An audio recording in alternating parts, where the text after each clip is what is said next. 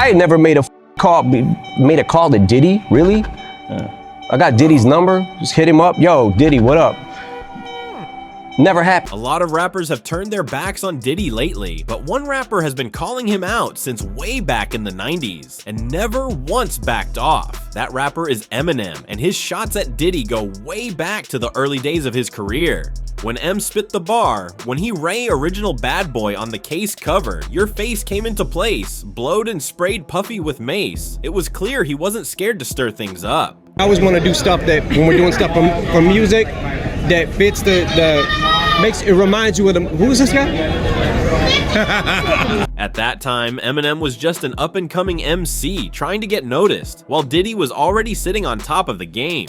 Diddy's Bad Boy Records had the East Coast locked down. He wasn't just making music, he was running a whole empire. Back then, no one dared to come at Diddy because his influence was massive and his label was stacked with power players. But M, he never cared about who was untouchable. He came swinging from day one. When he dropped his Slim Shady tape in '97, people started paying attention fast. By the time the Marshall Mathers LP hit in 2000, Eminem was officially one of the biggest rappers on the planet. Still, that didn't stop him from throwing more shots at Diddy and his Bad Boy crew. On one track, he spit Marshall, Mathers, and raps. Is it because you love me that y'all expect so much of me? You little groupie bitch, get off me. Go fuck to Puffy. And it didn't stop there. During the time Diddy was dating Jennifer Lopez, M took it even further on. I'm back when he said, "'Cause if I ever stuck it to any singer in showbiz, it'd be Jennifer Lopez and Puffy." That line had the whole industry talking. M really went there. Eminem took things to a shocking level on one record when he addressed Diddy directly, basically saying he didn't care who he offended and wasn't backing down from anyone, no matter how powerful they were. The line was clearly meant to shock and provoke, not to be taken literally, and it showed how far M was willing to go just to prove he wasn't scared of industry giants. Diddy never responded publicly, and a lot of people felt that silence spoke loud, especially since M was moving reckless and fearless at that point in his career. That same year the Marshall Mathers LP dropped, Eminem got caught up in real-life drama that pushed his wild image even further. He reportedly had a run-in with a man named John Guerrera, who was seen around M's ex-wife, Kim. Guerrera worked as a bouncer at a Detroit club called Hot Rocks, and things allegedly got heated fast. Reports claimed M confronted him and things turned physical, though accounts of what happened didn't fully match up. Guerrera later sued Eminem and ended up receiving a settlement reported to be around $100,000. I'm starving too. You know something? I want me a piece of cheesecake. You know where to get the cheesecake spot is at? Yeah. Yeah, and y'all can walk from here, get the cheesecake, see the city, enjoy the sights, would you? Show them around. Eminem later pushed back on the story through his music, saying it wasn't as extreme as people made it sound. On Sing for the Moment, he addressed the situation directly, calling out what he believed were exaggerations and false claims. He rapped, "It's all political. If my music is literal and I'm a criminal, how can I raise a little girl?" Making it clear he felt judged unfairly. Some fans believe Diddy stayed quiet because M already seemed like someone who knew too much and didn't care about exposing uncomfortable truths. Years later, when stories about Diddy's private parties started coming out, people looked back and wondered if M had been hinting at that strange energy way earlier than anyone realized. Eminem kept throwing sharp, over-the-top bars on tracks like I'm Shady, where his lyrics were wild, chaotic, and meant to make people uncomfortable on purpose. Lines about spiking drinks and acting unhinged weren't confessions. They were shock rap designed to push buttons and make headlines. While Eminem's career kept rising fast, Diddy's grip on the rap game slowly started slipping, and M never stopped aiming lyrical shots his way. Around that same time, Jadakiss and the LOX were signed to Bad Boy Records, but things went left fast. The group accused Diddy of locking them into bad contracts and holding their money hostage. Tension grew heavy, and Diddy tried to flex authority, but Jadakiss and his crew weren't having it. The beef got so real that Eminem jumped in too. In 2000, Eminem appeared on Welcome to D Block with Jadakiss and delivered one of his coldest lines. "Welcome to D Block, the place in New York City where Diddy won't even walk." That bar made it clear M had zero respect left and was openly siding with Diddy's critics. Ironically, just a year later, Eminem and Diddy ended up on the same project. In 2005, Diddy released a posthumous Biggie album and featured Eminem on it, which shocked a lot of fans. Still, Eminem had always been vocal about his love for Biggie, so passing up that moment wasn't an option. On Till I Collapse, M ranked his rap idols, naming Reggie, Jay-Z, Tupac, and Biggie, showing pure respect. But even while sharing space, fans caught what sounded like a subtle jab when M rapped about fans meet the coroners, reminding everyone he never fully buried the tension.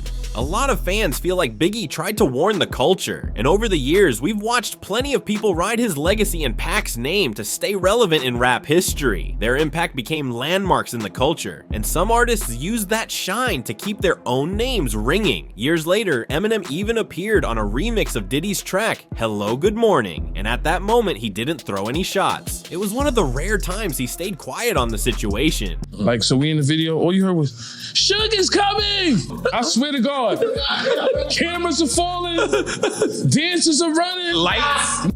Shit is niggas. Everybody's running. Suge is coming. But that calm didn't last long. In 2012, Eminem jumped on Here Comes the Weekend with Pink and suddenly aimed sharp bars straight at Diddy and his Ciroc brand. M rapped, I'm probably not gonna be wanting to pop bubbly or Ciroc. I'm not puffy, but I'm gonna run the city tonight, making it clear he wasn't rocking with the image or the business moves. The verse was chaotic, aggressive, and classic Slim Shady energy. Pure pressure with no filter. After that, Eminem seemed to let the Diddy tension cool off for a bit, until Diddy's artist Machine Gun Kelly entered the picture. MGK had been signed to Bad Boy Records for years and was closely tied to Diddy, and when he started throwing shots at Eminem, it dragged that whole camp into the drama. At first, M ignored it, letting the noise build up, while MGK kept pushing. Everything changed when MGK dropped Rap Devil, directly calling Eminem out. That's when M snapped back hard with Kill Shot. On the record, Eminem aimed not just at MGK, but also fired a sharp line about MGK's boss, rapping lyrics that referenced long-rumored controversies. Those bars were M quoting rumors and shock value talk, not stating facts, but they sent the internet into chaos and proved he was still ready for lyrical war anytime. Eminem once brushed things off publicly by saying, I'm just playing, Diddy, you know I love you. But behind the scenes, it didn't seem that simple at all. According to Joe Budden, Diddy was heated about getting called out by M and allegedly said he was going to handle the situation. Whatever that meant, nothing ever came from it, because Eminem kept sliding in slick shots like he always does. On the track Godzilla, Eminem dropped a line that flew under the radar for a lot of listeners. He rapped, like Kid Ink, bitch. I got them racks with so much ease that they call me Diddy, cause I make bands. Which sounded like a flex on the surface, but had layers underneath. Around that time, stories were resurfacing about Diddy's reality show Making the Band, where former contestants claimed harsh treatment behind the scenes.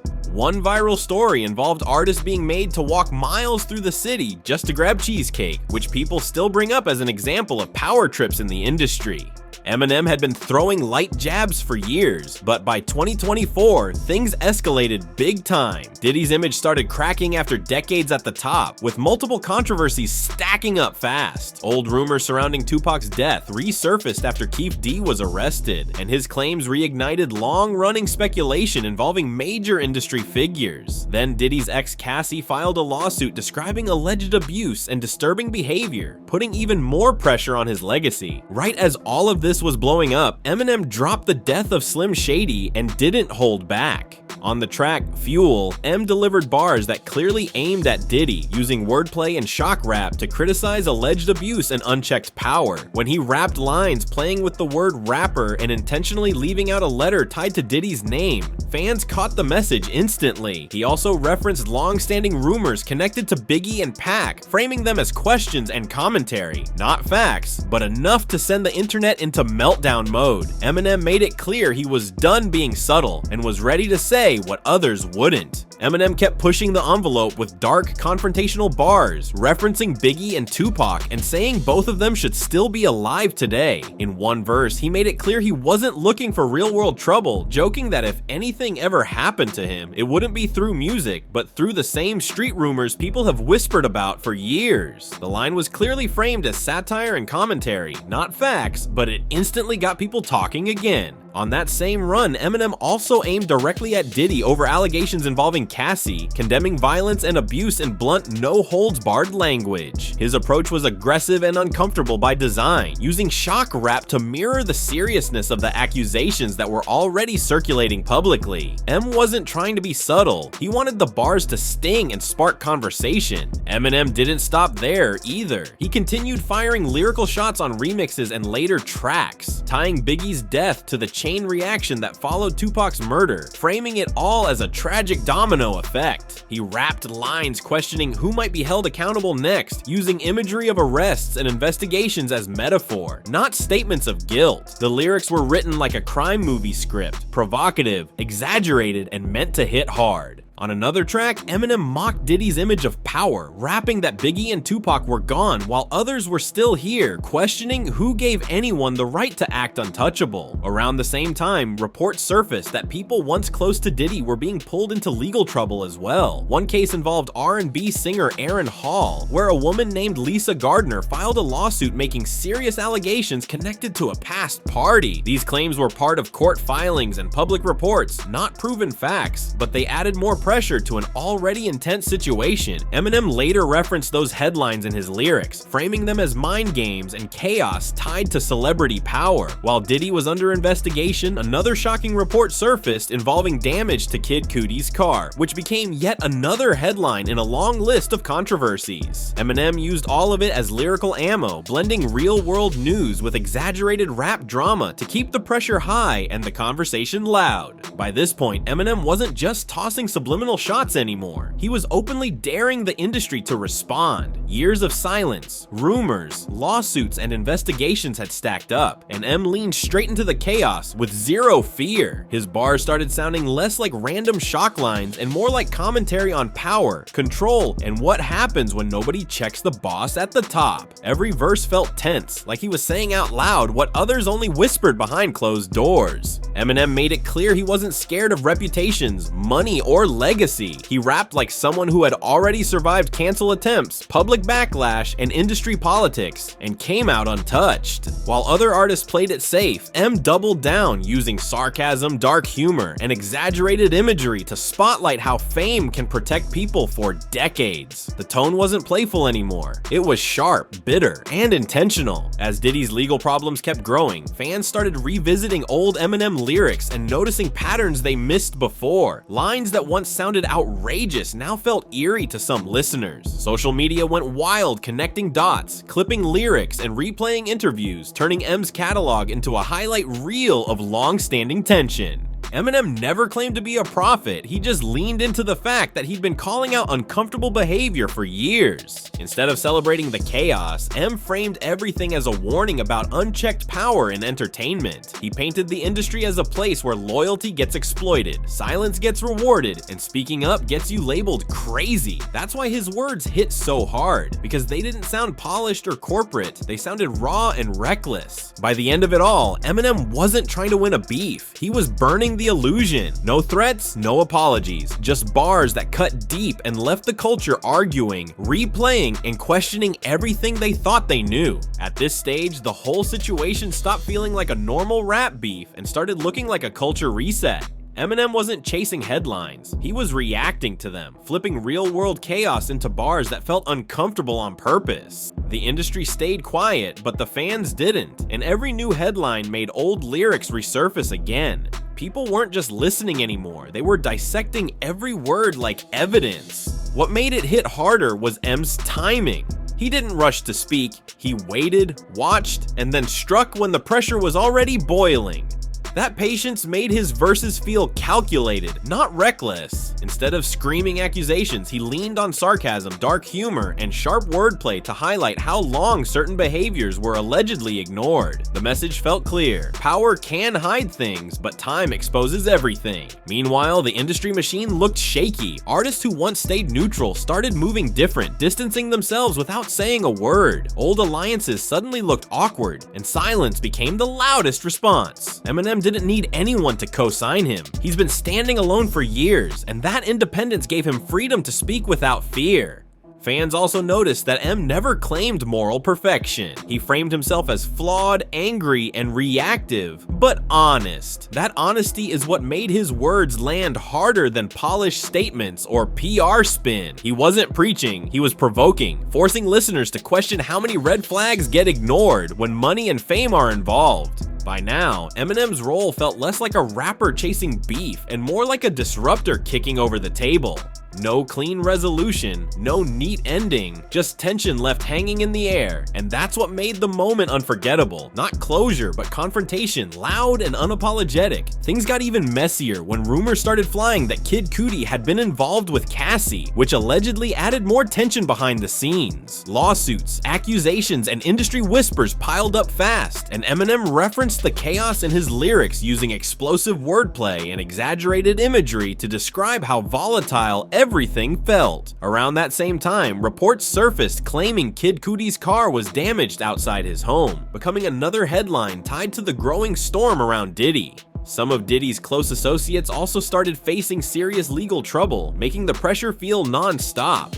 But Diddy wasn't the only powerful figure Eminem ever dared to challenge. Long before all this, Suge Knight was considered the most feared man in hip-hop. Suge had a reputation for intimidation, violence, and alleged criminal ties, and people whispered that he used fear to control the industry. Many fans have speculated for years about Suge's possible involvement in historic rap tragedies, though nothing was ever proven. Despite all that, Eminem never showed fear. Suge had major beef with Dr. Dre after Dre left Death Row Records to build Aftermath, and Eminem stood by Dre from day one. When 50 Cent joined the Aftermath camp and blew up, Suge reportedly tried to confront him.